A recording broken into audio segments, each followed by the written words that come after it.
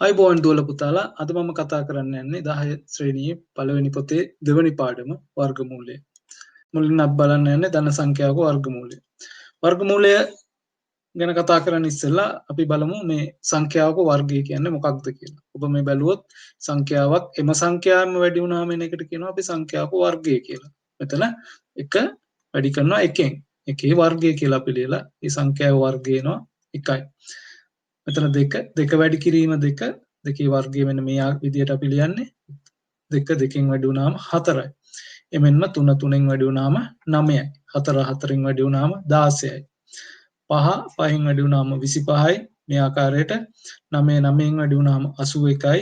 10 10න් වැඩි වුණාම 100යි. මේ ආකාරයට සංඛ්‍යාවක් එම සංඛ්‍යාවම වැඩි වුණාම එන අගයට කියනවා සංඛ්‍යාවේ වර්ගය. අපි දැන් සංඛ්‍යා කිහිපයක වර්ගය සොයමු. මුලින්ම 15 වර්ගය. 15 වර්ගය සමාන වෙනවා 15 වැඩි කිරීම 15 සමානයි 225යි. මම ඔයගොල්ලන්ට මේ සංඛ්‍යා දෙකක් සහිත ඉලක්කමක වර්ගය හොයන පහසු ක්‍රමයක් කියලා දෙන්න. අපිට හොයන්න තියෙන්නේ 15 වර්ගය නම් අපි ඉස්සෙල්ලාම කරන්නේ මෙම අන්තිමට තියෙන ඉලක්කම 5 වර්ග කරනවා. 5 වරක් 5 25න් 5යි. දෙකක් ඉතුරු වෙනවා. අපි මේ දෙක තියාගෙන ඊට පස්සේ අපි මෙම සංඛ්‍යා තුන එකිනෙක ගුණ කරනවා. 1 වැඩි කිරීම 5 වැඩි කිරීම 2. මේ සංඛ්‍යාවත් මේ සංඛ්‍යාවත් මේ සංඛ්‍යාවත්. එතකොට 10යි. අපි ඒකට එකතු කරනවා මුලින් තියච්ච අපිට ඉතුරු වෙච්ච ගාන. එතකොට 12යි. 12න් 2යි එකක් ඉතුරු වෙනවා. ඊට පස්සේ අපි මේ මුලින් තියෙන සංඛ්‍යාව වර්ග කරනවා. එක්වරක් 1යි අපේ ඉතුරු වෙච්ච එක එකකට එකතු කරාම 2යි. උත්තරේ 225. ඒ ආකාරයට ලබා ගන්න පුළුවන්. අපි දැන් තවත් ඉලක්කමක් බලමු. 16 කොහොමද වර්ග කරන්න කියලා. ඉස්සෙල්ලාම අපි මේ 6 වර්ග කරනවා. 6 වරක් 6 36න් 6යි. ඉතිරි 3යි. ඊට පස්සේ මේ පද 3 1ත් 6ත් 2ත් එකිනෙක ගුණ කරනවා.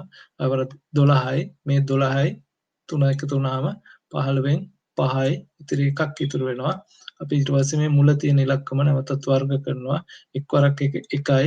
මේ 1යි එකතු වුණාම 2යි. උත්තරය 256යි.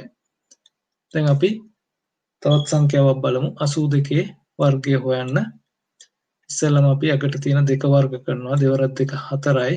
ඊට පස්සේ පද 3 එකිනෙක ගුණ කරනවා. 8ත් 2ත් 8 වරක් 2 16යි. 16 වරක් 2 32න් 2යි. ඉතිරි 3ක් ඉතුරු වෙනවා. අපි ඊට පස්සේ මේ මුල තියෙන පදය වර්ග කරනවා. 8 වරක් 8 64යි.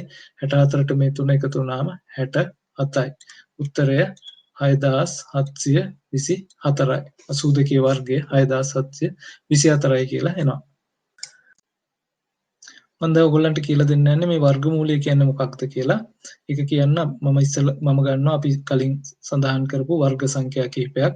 4 සමාන වෙනවා 2 වැඩි කිරීම 2. 9 සමාන වෙනවා 3 වැඩි කිරීම 3. 25 සමාන වෙනවා 5 වැඩි කිරීම 5. එතකොට වර්ගමූලය කියලා කියන්නේ වර්ග සංඛ්‍යාවක් හැදෙන්න ගුණ වෙන මූලික සංඛ්‍යාව. දැන් මෙතන 4 හැදෙන්න ගුණ වෙලා තියෙන්නේ 2 හිම සංඛ්‍යාවේ. 9 හැදලා තියෙන්නේ 3 3ෙන් ගුණ වෙලා. එහෙනම් අපි කියනවා මෙම 25 හැදලා තියෙන්නේ 5 5ෙන් ගුණ වෙලා. එම නිසා අපි මේ දෙකට කියනවා 4 වර්ගමූලය කියලා. මේ 3ට කියනවා 9 වර්ගමූලය කියලා. මෙතන 5 කියන්නේ 25 වර්ගමූලය. වර්ගමූලය ලියන්නේ මෙන්න මේක තමයි සංකේතය. මෙහෙම සංකේතයක් අපි යොදනවා වර්ගමූලයට. අපි මෙන්න මේක එම සංකේතය යොදලා ලිව්වොත් 4 වර්ගමූලය සමාන වෙනවා 2ට.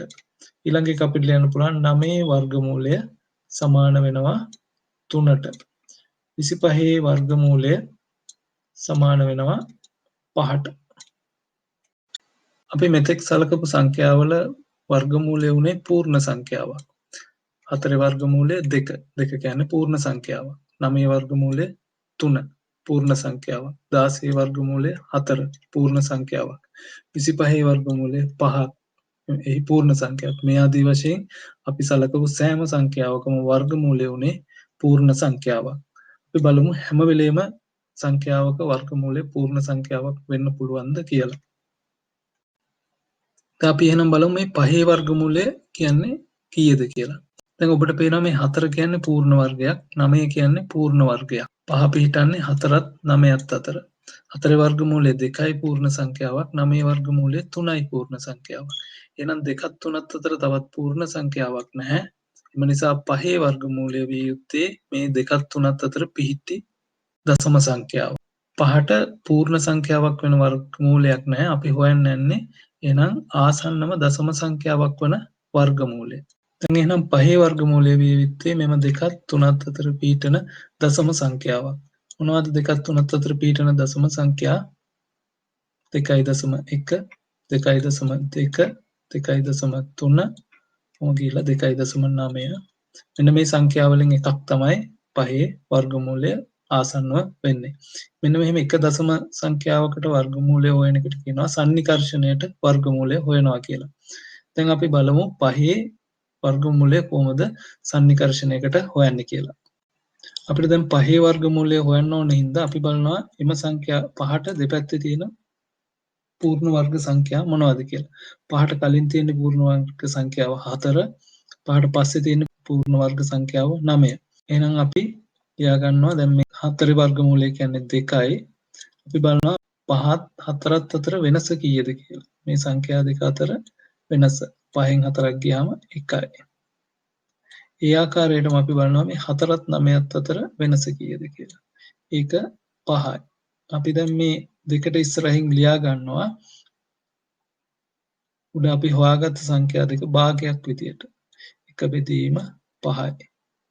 එහෙනම් ඒක සුළු කරාම අපිට එනවා 2.2 කියලා. මෙතනින් අපි ඉවර වෙන්නේ අපි මේ ආපු සංඛ්‍යාව වර්ග කරනවා. 2.2 වැඩි කරනවා 2.2කින්. එතකොට අපිට එනවා 4.84ක්. අපි දැන් මේක මෙතනින් ඉවර කරන්නේ. අපි දැන් බලනවා ඊළඟට තියෙන දශම සංඛ්‍යාවත් වර්ග කරලා. 2.3 වැඩි කිරීම 2.3 සමාන වෙනවා 5.29යි. දැන් අපි බලනවා මෙම සොයාගත්ත සංඛ්‍යා දෙක අත් 5ත් අතර වෙනස කීයද කියලා. ඒකට අපි 5න් අඩු කරනවා. 5න් අඩු කරනවා අපි සොයාගත්ත සංඛ්‍යාව 4.84 මේක සමාන වෙනවා 0.16ට. අපි ඊළඟ එකෙත් බලනවා ඒ වගේම 5.29න් අඩු කරනවා 5ක් සමාන වෙනවා 0.29. අපි බලනවා මේ දෙකෙන් වඩාත්ම 5ට ආසන්න සංඛ්‍යාව මොකක්ද කියලා. එතකොට ඔබට පේනවා මේ කුඩාම එක තමයි 0.16. එතකොට 5ට ආසන්න සංඛ්‍යාව තමයි 4.84. එම නිසා පළවෙනි සන්නිකර්ෂණයට 5 වර්ගමූලය කියලා කියන්නේ 2.2. අපි දැන් එහෙනම් බලමු 17 වර්ගමූලය පළමු දශම ස්ථානයට හොයන්නේ කොහොමද කියලා. අපි කිව්වා ඉස්සෙල්ලාම අපි හොයාගන්නවා 17 පිහිටන්නේ කුමන පූර්ණ වර්ග සංඛ්‍යා අතරද කියලා. මේක පිහිටන්නේ 16ත් 25ත් කියන සංඛ්‍යා දෙක අතර. දැන් අපි හොයාගන්නවා 16ත් 17ත් අතර වෙනස 1යි. 16ත් 25ත් අතර වෙනස 9යි. එතකොට අපි මෙතන 16 වර්ගමූලය 4යි. මේ 9න් 1 තමයි තියෙන්නේ. අපි ඒක දශම ස්ථාන විදිහට ලියාගත්තොත් 4.1යි. දැන් අපි 4.1 වර්ග කරනවා වැඩි කිරීම 4.1 සමානයි 16.81යි. අපි ඒකම බලනවා ඊළඟට තියෙන දශම සංඛ්‍යාවත් වර්ගය කීයද කියලා. 4.2 වැඩි කිරීම 4.2 සමානයි 17.64යි. දැන් අපි මෙම සංඛ්‍යා දෙකේම 17ත් එක්ක වෙනස කීයද කියලා බලනවා. 17න් අඩු කරනවා 16.81 සමානයි 0.16. 1.9යි. මෙතන 17.64න් අඩු කරනවා 17ක් උත්තරේ 0.64යි.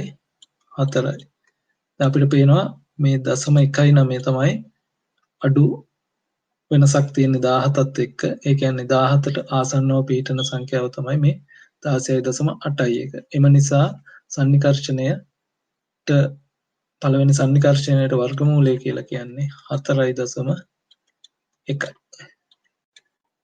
245 පිහිටන්නේ පූර්ණ වර්ග සංඛ්‍යා 225ත්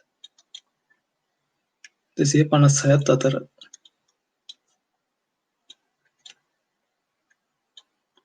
එතකොට අපි ඉස්සෙල්ලම බලනවා 225 245 අතර වෙනස කීයද කියලා. ඒක 20යි. ඒ වගේම 225 256 අතර වෙනස සමාන වෙනවා 31ට. දැන් 225 වර්ගමූලය කියලා කියන්නේ 15යි. මේක භාගයක් විදිහට ලියාගත්තාම අපිට එනවා 20 බෙදීම 31යි සමානයි 15.6යි. අපි 15.6 වර්ග කරනවා. ඒක සමාන වෙනවා 243.36කට. අපි ඊළඟ සංඛ්‍යාව ඊළඟ දශම සංඛ්‍යාව බලනවා 15.7. එකත් වර්ග කරනවා 15.7 සමානයි 246.49. දැන් අපි වෙනස බලන්න.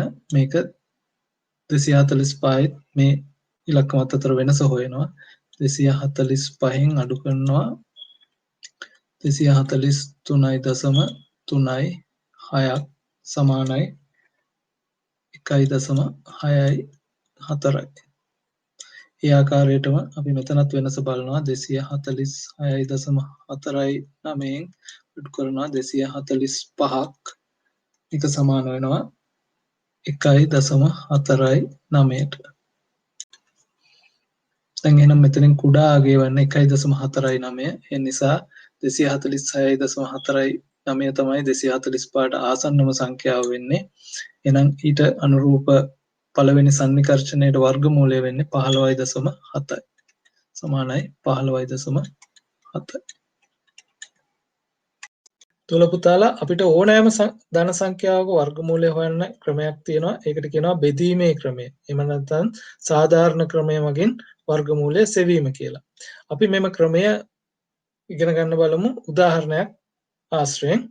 අපිට දීලා තියෙනවා 1764 වර්ගමූලය හොයන්න කියලා.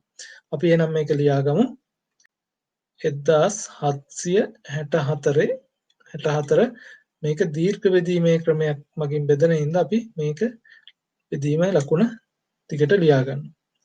දැන් අපි කරන්නේ මෙම සංඛ්‍යාවේ එක ස්ථානයේ ඉඳලා වම් පැත්තට සංඛ්‍යාව යුගල කරනවා. එතකොට එක ස්ථානයේ ඉඳලා වම් පැත්තට තියෙන පළවෙනි යුගලය තමයි 64. මේක යුගලය සලකුණු කරනවා 17 සහ 64. දැන් අපි කරන්නේ මේ වම් පැත්තේ තියෙන පළවෙනි යුගලයට සමාන හෝ ඊට අඩු ආසන්නම පූර්ණ වර්ග සංඛ්‍යාව කීයද කියලා බලනවා. 17ට අඩු හෝ සමාන ආසන්නම පූර්ණ වර්ග සංඛ්‍යාව වෙන්නේ 16. අපි 16 වර්ගමූලය මෙතන උඩින් ලියනවා. 16 වර්ගමූලය 4යි. අපි ඒ 4 මෙතන ලියලා ඒකම මෙතනිනුත් ලියනවා. අපි දැන් කරන්නේ මේ 4යි වැඩි කරලා මෙතනින් ලියනවා. 4 වරක් 4 16යි. දැන් අපි මේ 17න් මේ 16 අඩු කරනවා 1යි. ඊළඟට අපි ඊළඟට තියෙන පද යුගලය පල්ලෙහාට ලියනවා ඊට ඉදිරියෙන්. ඒ කියන්නේ 64. දැන් 164. ඒ සමගම මේ උඩ තියෙන සංඛ්‍යාව අපි 2කින් වැඩි කරලා මෙතනින් ලියා ගන්නවා. වැඩි කිරීම 2. 4 2කින් වැඩි කරාම 8යි. අපිට දැන් මෙන්න මේම එක ස්ථානයට සංඛ්‍යාවක් හොයා ගන්න ඕන. එම සංඛ්‍යාව හොයා ගන්නකොට එම සංඛ්‍යාවම තමයි මෙන්න මෙතනට එන්නේ. මෙම එක ස්ථානයට අවශ්‍ය සංඛ්‍යාව වෙන්නේ මෙම මුළු සංඛ්‍යාවම මෙම සංඛ්‍යාවෙන් වැඩි වුණාම එන අගය මේ 164ට අඩු හෝ සමාන වෙන්න ඕන. එතකොට අපිට පුළුවන් මෙතන 2 යෙදුවොත් 82 මෙතනත් 2 යොදන්න ඕන. 82 වැඩි කිරීම 2 කියන්නේ හරියටම 164යි. එහෙනම් මේ 164න් 164 ග්‍රාම බිඳුවයි. අපිට 1764 වර්ගමූලය සමාන වෙනවා එම උඩ තියෙන සංඛ්‍යාවට 42ට. අපි දැන් බලමු නිදසුන දෙක කොහොමද හදන්නේ කියලා. මේකේ තියෙන්නේ දශම සංඛ්‍යාවක්. දශම සංඛ්‍යාවක් දීර්ඝාකාරයට වර්ගමූලය හොයනකොට යුගල කිරීමේදී පොඩි වෙනසක් තියෙනවා. අපි පූර්ණ සංඛ්‍යාවක් යුගල කරේ දකුණු පසේ ඉඳන් වම් පසට. දශම සංඛ්‍යාවක් යුගල කරන්නේ දකුණු පසට. වම් පසේ ඉඳන් දකුණු පසට. ඒ කියන්නේ මෙතන දශම ස්ථානයේ ඉඳන් පටන් අරගෙන 61 කියන්නේ එක යුගලයක්. අපි දැන් මේක ලියාගෙන බලමු කොහොමද විසඳන්නේ කියලා. 3.6.1 මේක දීර්ඝාකාරයට යන ඉඳ අපි මෙහෙම ටිකට ලියා ගන්නවා. දශම ස්ථාන යුගලය දකුණු පසට බලනවා. මේ 61 තමයි පළවෙනි යුගලය කියලා එන්නේ. අපි දැන් වම් පැත්තේ තියෙන අපි සංඛ්‍යා යුගලය ඉස්සලම් බලනවා. මෙතන යුගලයක් නැහැ. එක සංඛ්‍යාවක් තියෙන්නේ. එහෙනම් අපි 3ට ආසන්නම පූර්ණ වර්ග සංඛ්‍යාව වෙනවා. 3ට ආසන්නම පූර්ණ වර්ග සංඛ්‍යාව තමයි 1. අපි ඒකින්ද 1 මෙතන 1 ලියනවා. ඒ එකම මෙතන ලියනවා. එකේ එක වර්ග වුණාම එක් වරක් එක 1යි. 3න් එකක් අඩු වුණාම 2යි. දැන් අපි ඊළඟ යුගලය මේ ඉදිරියට අරන් එනවා. ඊළඟ යුගලය තමයි 61. අපි 61 මෙතන ඉස්සරහින් ලියා ගන්නවා. 261. ඒ සමගම අපි මොකද කරන්නේ? මේක දෙකෙන් වැඩි කරලා මෙතනට ලියනවා. දෙවරක් එක 2යි. දැන් අපිට ඕන මෙතන ඊළඟ සංඛ්‍යාව හොයන්න. මේ සංඛ්‍යාවම ඔබ දන්නවා මේ ඉදිරියට එනවා. මෙතන දශම ස්ථානයේ එනවා. දැන් අපි මේ කොටුවට සංඛ්‍යාව හොයන්න ඕන ආකාරය තමයි මේ මුළු සංඛ්‍යාව මේ සංඛ්‍යාවෙන් වැඩි කරාම ඒක මිට මේ 261ට ආසන්නම සංඛ්‍යාව වෙන්න ඕන. අපි එක එක සංඛ්‍යා දාලා බලන්න පුළුවන්. මෙතන බැලුවාම 20 යම්කිසි ගුණාකාරයක් මේ 261ට ආසන්න වෙන්නේ. දැන් මට මෙතන මම දානවා 9. එතකොට මෙතනටත් 9 එනවා. අපිට පැහැදිලි පේනවා 29 9න් වැඩි කරාම හරියටම 261ක් එනවා. 261න් 261ක් ගියාම බිඳුවයි. එම නිසා අපි ලියනවා 3.61 වර්ගමූලය කියලා කියන්නේ 1.9යි. අපි දැන් බලමු මේ නිදසුන 3 හදන්න. අපිට දීලා තියෙනවා 2737 වර්ගමූලය දශම ස්ථාන දෙකකට නිවැරදිව සොයන්න කියලා.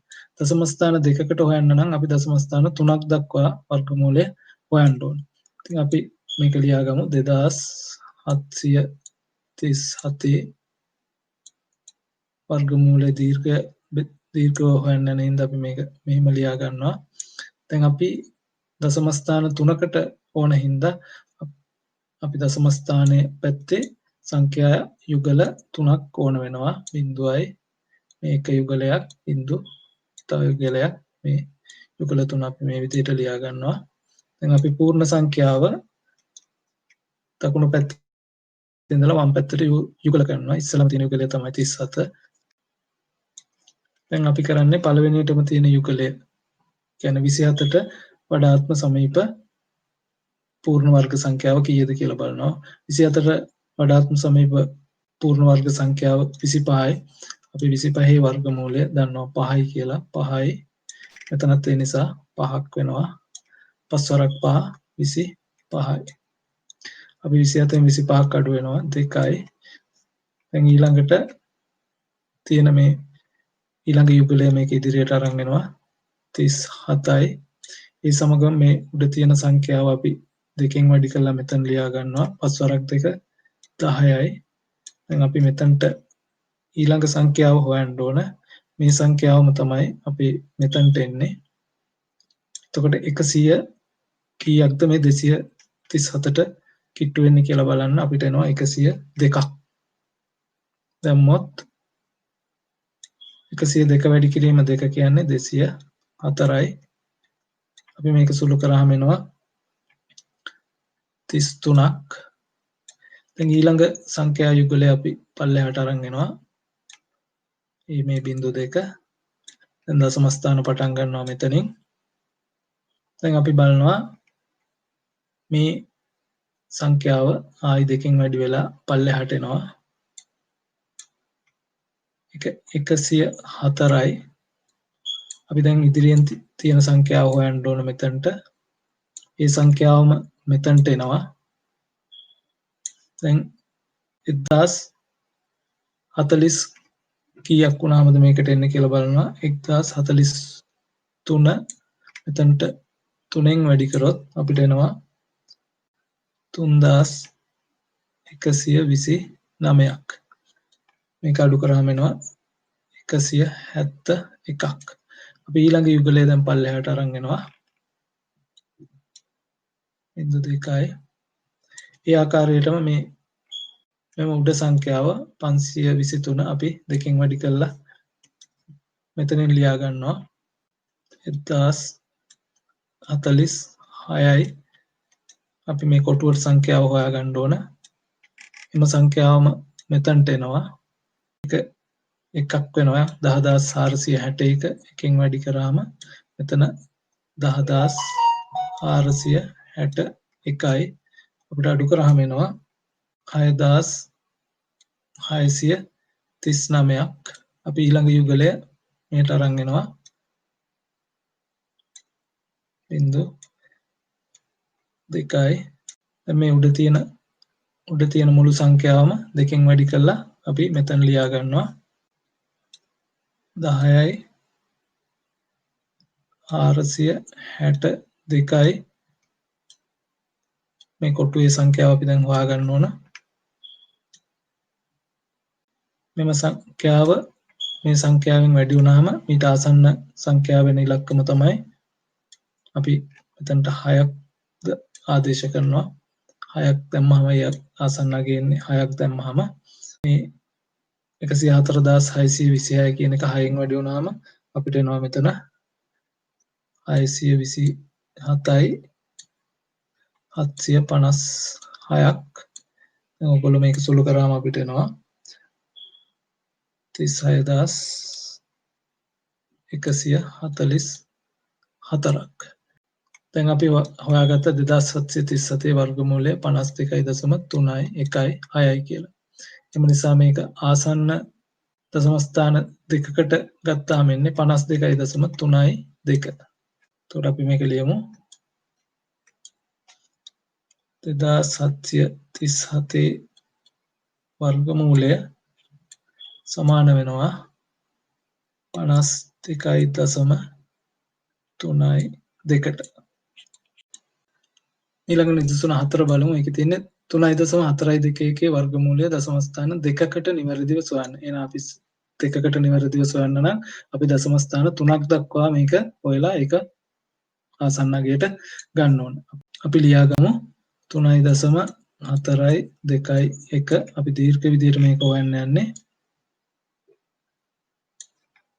මෙතන දශම ස්ථාන දෙකකට හින්දා අපි දශම ස්ථාන 3ක් දක්වා යන්න මේ දශම ස්ථාන වම් පැත්තේ ඉඳලා දකුණු පැත්තට යුගල කරනවා. මේ පළවෙනි යුගලය අපිට යුගල 3ක් ඕන. යුගල නැත්තම් අපි කරන්නේ බිංදු දාලා එම යුගල හදා ගන්නවා.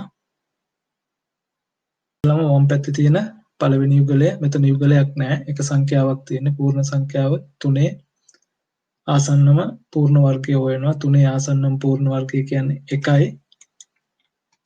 අපි 1 ලියනවා මෙතනින්. 1 වරක් 1 1යි. 1 වරක් 1 1යි. 3න් එකක් ගියාම 2යි. අපි ඊළඟ යුගලය මේ ඉදිරියට අරන් එනවා 42. දැන් මේ උඩ තියෙන සංඛ්‍යාව 2කින් වැඩි කරනවා. 2 වරක් 1 2යි. එතනට අපි සංඛ්‍යාව හොයන්න ඕන. එම සංඛ්‍යාවම මෙතනට එනවා. දශම මෙතනින් පටන් ගන්නවා. 8න් වැඩි කරොත් අපිට එනවා 224ක්. මේකෙන් මේක 242න් 224ක් අඩු වුණාම අපිට එනවා 18ක්. අපි ඊළඟ යුගලය මෙහෙට අරන් එනවා 10. ඒකම අපි උඩ තියෙන මේ සංඛ්‍යාව 18 දෙකෙන් වැඩි කරලා මෙතන ලියනවා 36යි. ඊළඟට එන සංඛ්‍යාව අපි බලන්න ඕන. එම සංඛ්‍යාවම තමයි මෙතනට එන්නේ 360. අපිට මෙතනට 4 දැම්මොත් අපේ අගය සම්පූර්ණ වෙනවා. 364 වැඩි කිරීම 4 කියන්නේ 1456යි. මේක අඩු කරාම අපිට එනවා 354ක්. අපි ඊළඟ යුගලය පල්ලෙහාට අරන් එනවා 2යි. මේ උඩ තියෙන 184 දෙකෙන් වැඩි කරලා මෙතන ලියනවා 368යි. මේ කොටුවට එන ඉලක්කම තමයි මෙතනට එන්නේ. ඒක බලුවොත් 9 තමයි ගැලපෙන්නේ. 3689 9න් වැඩි කරාම අපිට එනවා 33201යි. 33201. අඩු කරාම 2199. එහෙනම් අපිට එනවා මෙතන වර්ගමූලය 1.849 කියලා. අපෙන් උත්තරය යන්නේ දශම ස්ථාන දෙකකට. අපිට එම නිසා අපිට මේක ලියන්න පුළුවන් 3.421 වර්ගමූලය සමාන වෙනවා 1.85කට. අපි දැන් බලමු මේ වර්ගමූලය ආශ්‍රිතව සමහර ගැටලු විසඳන්නේ කොහොමද කියලා. මේ නිදසුන එකේ දීලා තියෙනවා වර්ගඵලය 441ක් වූ සමචතුරස්‍රයක පාදයක දිග සොයන්න කියලා. අපි මේ සමචතුරස්‍රයක් ගත්තොත් මේකේ වර්ගඵලය 441යි වර්ග සෙන්ටිමීටර් කියලා දීලා තියෙනවා. අපි දන්නවා සමචතුරස්‍රී වර්ගඵලය කියන්නේ පාදයක දිග අනෙක් පාදයෙන් වැඩි කරාම වර්ගඵලය එනවා. එහෙනම් x වැඩි කිරීම x කියලා කියන්නේ 441යි. x වර්ගය සමානයි 441යි. එහෙනම් x කියන්නේ 441 වර්ගමූලය. අපි 441 වර්ගමූලය හොයමු.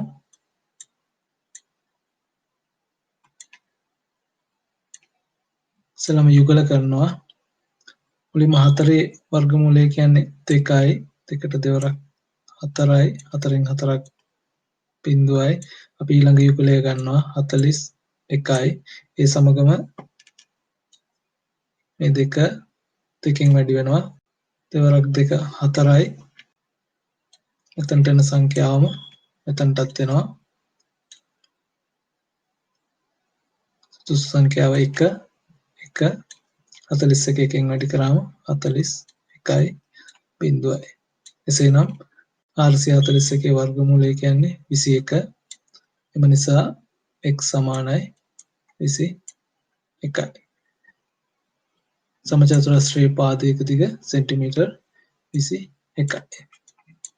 අපි බලමු දැන් නිදසුන දෙක කොහොමද හදන්නේ කියලා. සමචතුරස්‍රාකාර ගෙබිමක් සම්පූර්ණයෙන් වැසෙනසේ පිඟන් ගඩොලක වර්ගඵලයක් 900ක් වර්ග සෙන්ටිමීටර වූ පිඟන් ගඩොල් 324ක් අල්ලලා තියෙනවා. එහෙනම් අපින් අහනවා ගෙබිමේ පැත්තක දිග හොයන්න කියලා. අපිට හොයාගන්න පුළුවන් පේලියක තියෙන පිඟන් ගඩොල් සංඛ්‍යාව. කියන්නේ මේ 324 වර්ගමූලය සමාන වෙනවා පේලියක තියෙන පිඟන් සංඛ්‍යාවට. පේලියක ඇති ගඩොල් සංඛ්‍යාව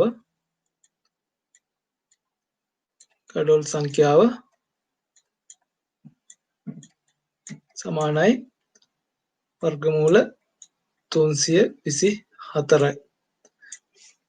වර්ගමූල 324 හොයමු. 324 දීර්ඝ ක්‍රමයට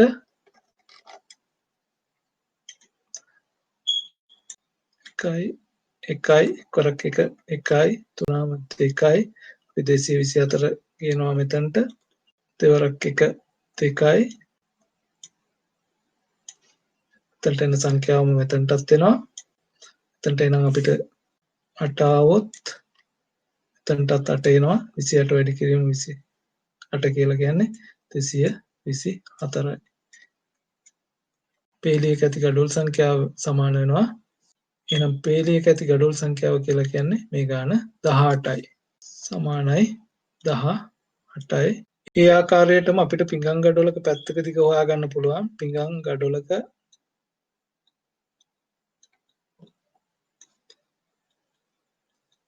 පැත්තක දිග සමාන වෙනවා වර්ගමූල 900ට. සමානයි 30යි සෙන්ටිමීටර්. එසේනම් ගෙබීමේ පැත්තක දිග